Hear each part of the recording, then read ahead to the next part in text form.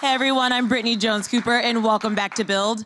Beverly Bond is a former DJ and model who turned her passion for empowering Black women into a movement by founding the organization Black Girls Rock. Her new book, appropriately called Black Girls Rock, features words of wisdom from Black women who are teachers, artists, journalists, feminists, and champions. Help me welcome Beverly Bond. Thank you. I just have one quick small correction. I'm not a former DJ. I still DJ. You're still out there spinning. Okay, yes. My bad. That's all. How often do you DJ still? I only can do big events right now, but I still spin. Oh, that's amazing. I love that. I still spin. I still practice. Yeah. Here's a book. What does it feel like to see it? You know, I'm still taking it in. I'm still taking it in. It's amazing. It took almost 2 years from conception to completion, and so to be here in this moment, it's pretty amazing.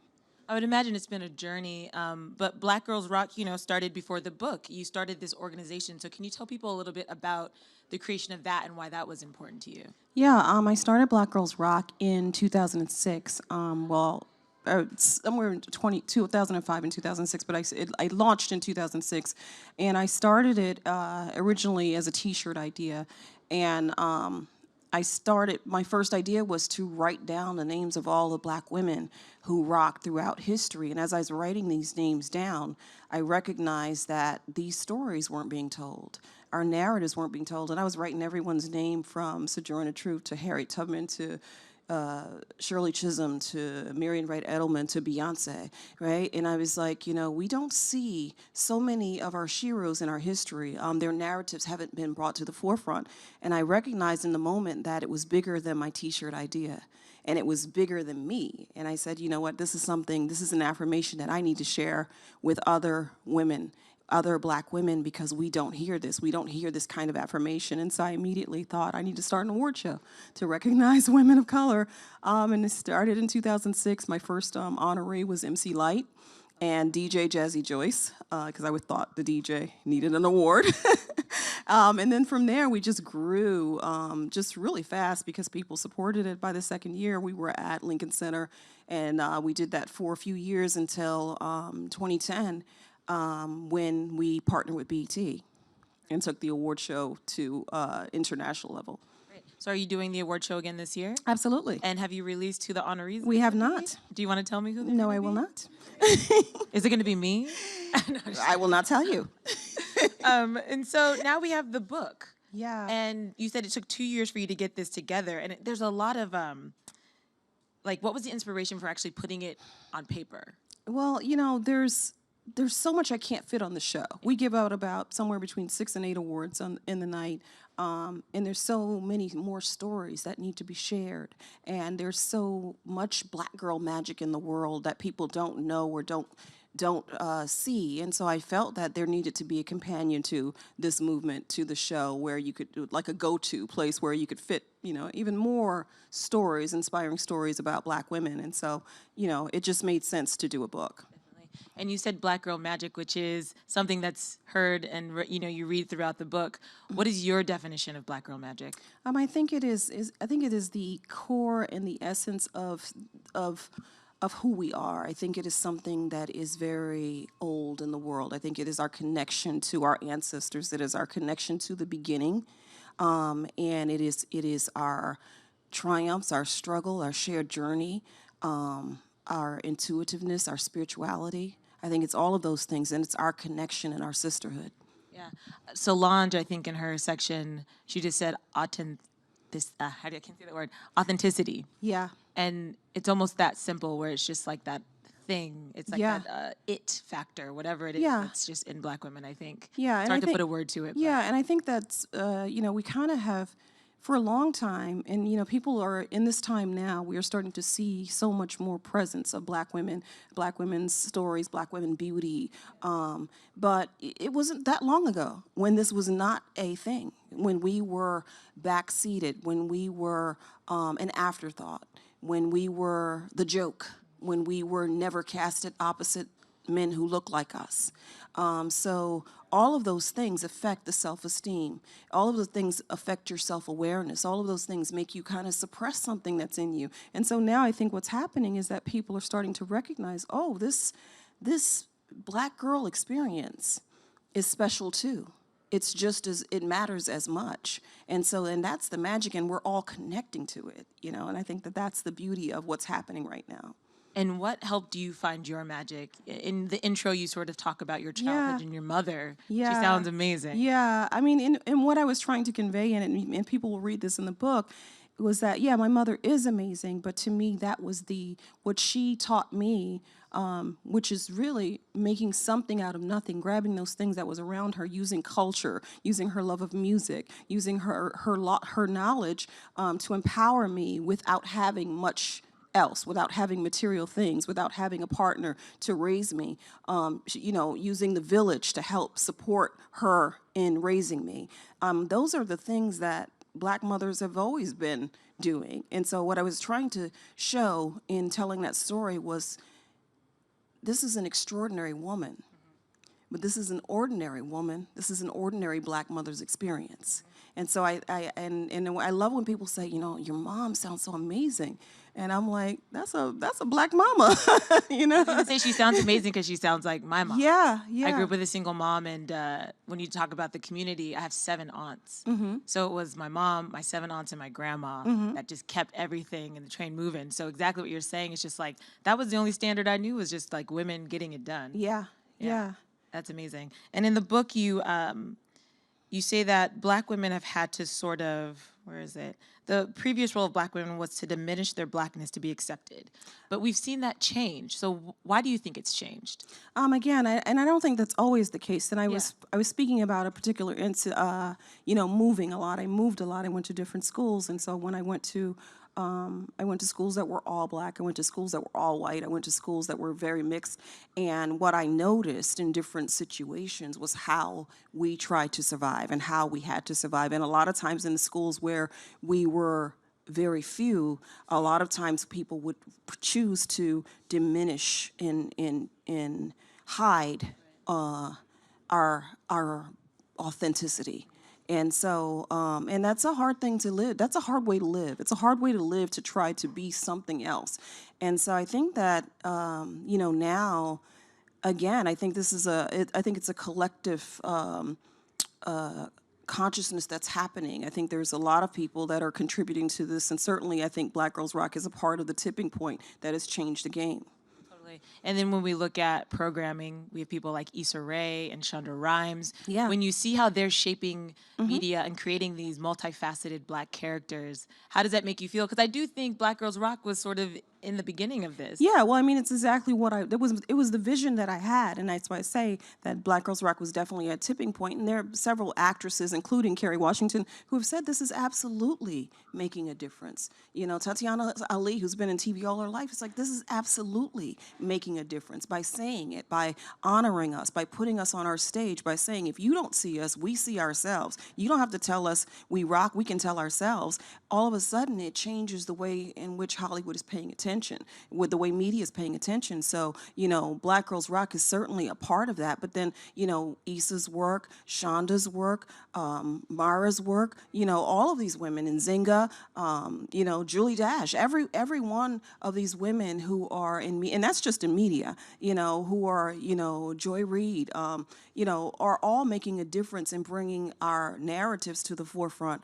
And we're doing it collectively. And certainly there have been, spaces like Essence Magazine and Ebony Magazine that have been doing it for many years, NAACP. So there have been BET, there have been a lot of places where they have been trying to elevate us. But I think Black Girls Rock penetrated in a way that kind of, it did something, it jump-started something. It was fresh, it's new, and I think it's pink, and it says rock, and it's exciting, and I think when you're talking about race a lot of the time, people want to not go there, and I think this just encourages you to have a conversation, which I think maybe some people have to be given permission to do. Yeah, and I think that, and that's what my mission was to not, was to focus on what was so great and powerful and beautiful and wonderful about who we were. It wasn't about trying to prove this to anyone else. It was to affirm us and help us affirm ourselves. That was very much the forefront of my idea for this. And so I think that that's what penetrated. It's like, we don't need your permission to rock. I don't need your permission to matter.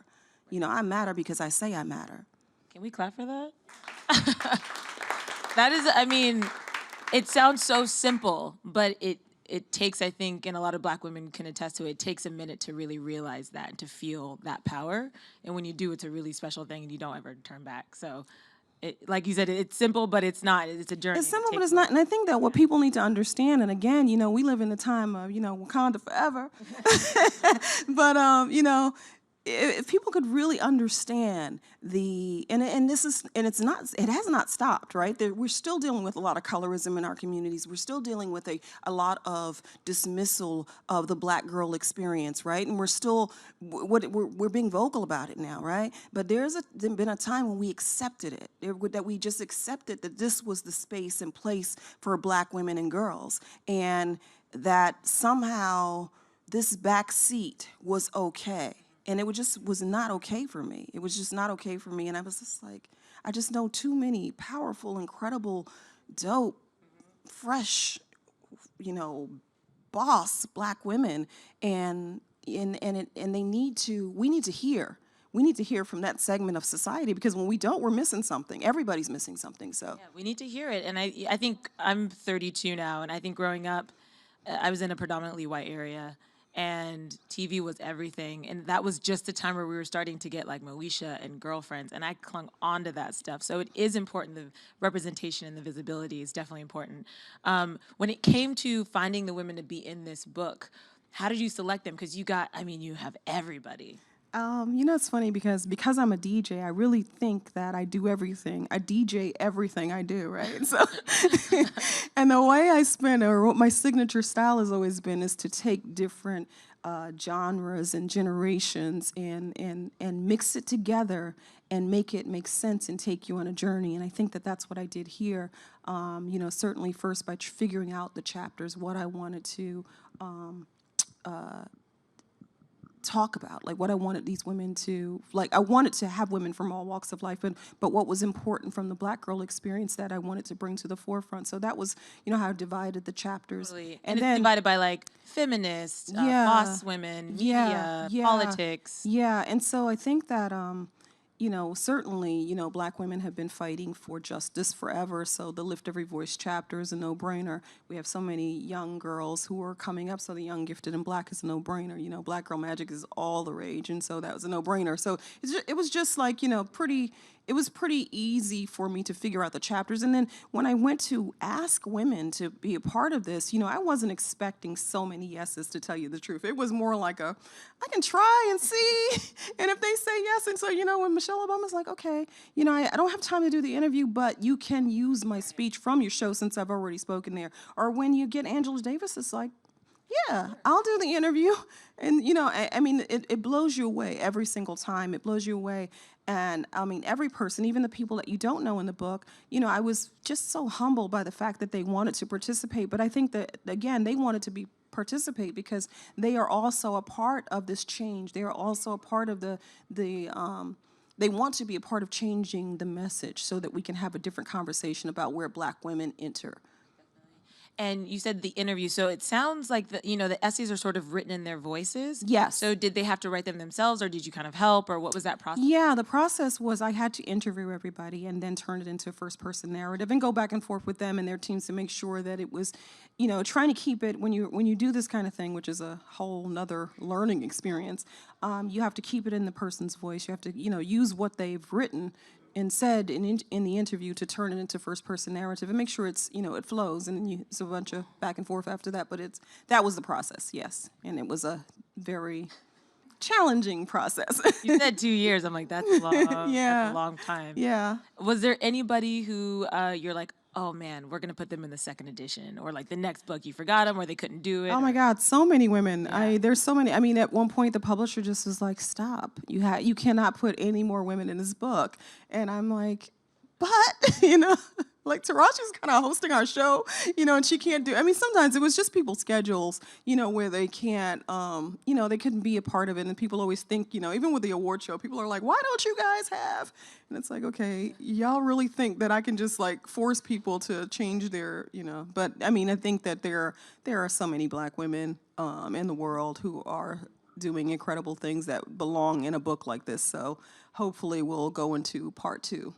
Yeah. And as you compiled the book, what were some of the reoccurring themes that you saw, you know, in each essay? Were there a couple things that every woman sort of... Yeah, I think that there was this idea of this very authentic experience of Black women that everyone tapped into, which they referred to as their magic. You know what I mean? Whether that was how they survived, whether that was how they accomplished, whether it was how they were able to be confident, it was something about that, and it was something that was passed down.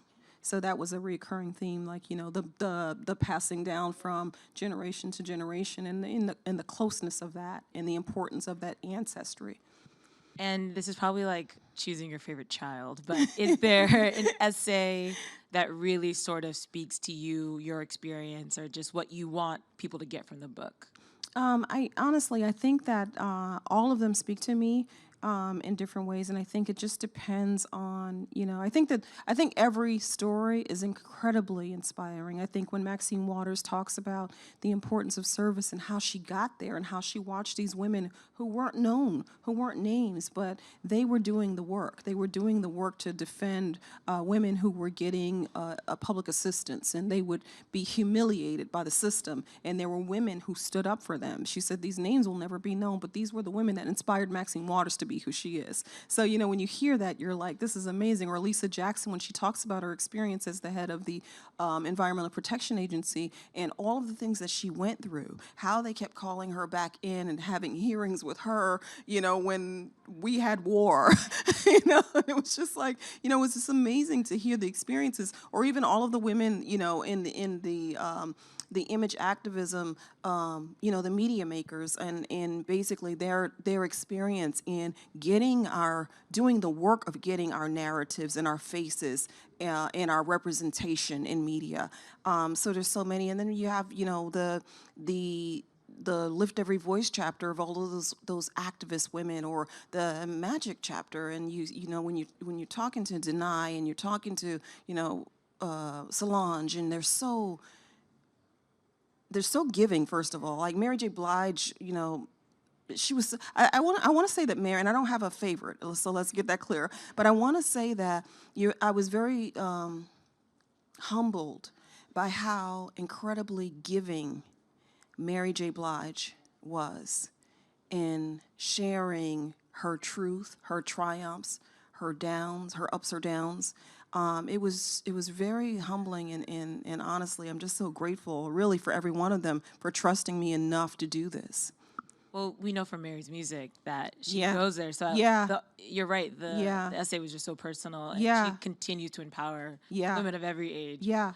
For me, I think Joanne Reed's Oh my was God. so transformative Oh because my one, I'm God. in journalism. Right. Two, her story is fascinating. I didn't know that she was pre-med and going Yeah. to Harvard and doing all of this. Yeah. And then, like you said, she really understood the responsibility that she has for representation and telling Black stories and challenging the government and doing, and you just sort of, you see a talking head on TV, but when you actually get to read her words, you're like, she has an important role and she honors that, and that was really special. She totally honors it. Yeah. Yeah, it was Yeah. really, really cool to read. Oh, I'm for so me. glad that resonated with you. Oh yeah, totally. Yeah. And so clearly this book is written for Black women to see themselves and to be empowered, but what do you think other readers can get from it? You know, I have a very diverse group of people that are around me at all times, and I will tell you that everyone has said the same thing. Like, Bev, this is not just for Black women, and I appreciate that that's the lens that it's coming from, but this is going to inspire everybody. Like, any and everybody can read this book and be inspired by these stories through the lens of these Black women, and I think that that will just... there's not a person that could read this book and not feel inspired by someone's story in there. Like when you read, you know, for example, April Holmes, who's the fastest paraplegic in the world. I think she still holds that world record. But when she talks about her story, she wasn't, you know, she wasn't born without a leg. And she said, you know, she starts her interview with, you know, 5 words, change my life. did you get her leg?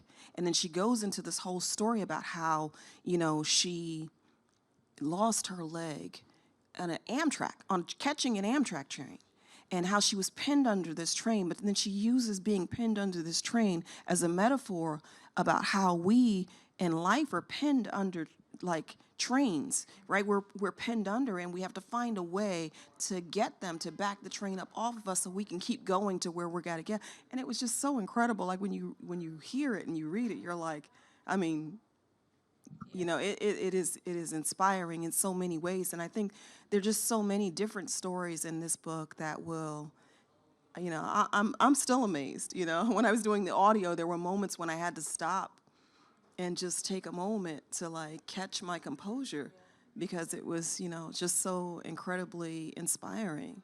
I do think it will resonate with a lot of people. I know it's definitely going to resonate with some people in our audience here, and a few of you have questions.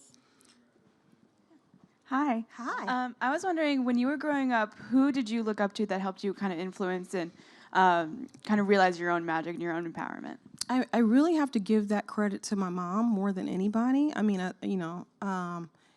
think that's probably, and then along the way, certainly, people like, everyone from, like, being really little, like seeing Pam Grier, or, growing up a little and seeing Lisa Bonet, just seeing, women kind of representing. But I think my mom really, just watching my mother in the way in which she managed to make her life happen, managed to still raise her children without the support, watching my grandmother help her, do this. I think that's probably been the most inspirational woman in my life.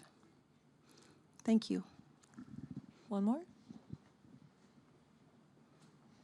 Hi. Hello. I was wondering, if you were to write a follow-up to, or if you were to edit a follow-up to this book, who would you want to contribute that hasn't already? Oh my God. Well, I think I mentioned Taraji because she's not in the book. I mean, can I say it? Oprah? Yes, you can say it. I mean, obviously, Oprah Winfrey is someone who, we all, I think everyone admires. And so, that would probably be my go-to. Also, like, there's so many women, there's so many, but I would say, yeah, Oprah. You can always say Oprah. Let's go get Oprah for part 2. If Oprah were here, she'd be like, you have to put it out in the universe and ask for That's it. what Oprah says do, Yeah, right? so we're gonna bring her. We're gonna bring her to Thank the you. next book. Thank you. Well, Beverly, I cannot wait for people to get their hands on this. Where can they get the book? It's in stores everywhere now, and you can also get it online at all of the online outlets. So yeah, it's everywhere. Today is the day. Today is today, guys. Go get it. Give Beverly one more round of applause. Thank you. Thank you so much.